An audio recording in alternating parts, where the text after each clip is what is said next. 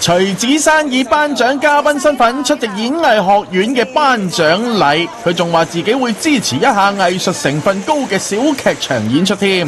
講到工作咯，佢就透露啦，嚟緊會喺北京開時裝劇啊。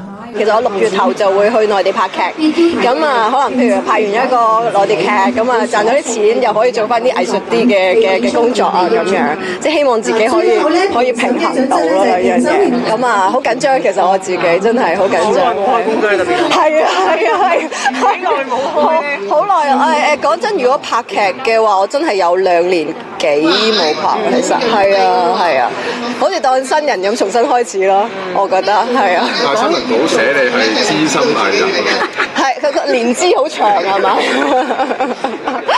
但係演戲有一段生疏咗，係啊，唔緊要嘅 ，OK 嘅，即係我覺得即係當自己新人重新去出發啦，喺內地，我覺得畢竟因為成個文化亦都唔同啊，成個即係個工業嗰個製作都會唔同，咁所以 OK 嘅，係啊。會喺北京識翻個富二代，點解一定要富二代咧？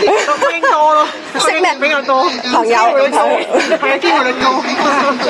唔緊要啊，冇所謂咁識啲新朋友啦，係啊，有機會就係啊，我又冇乜話要識乜嘢邊種類嘅，我覺得冇所謂嘅。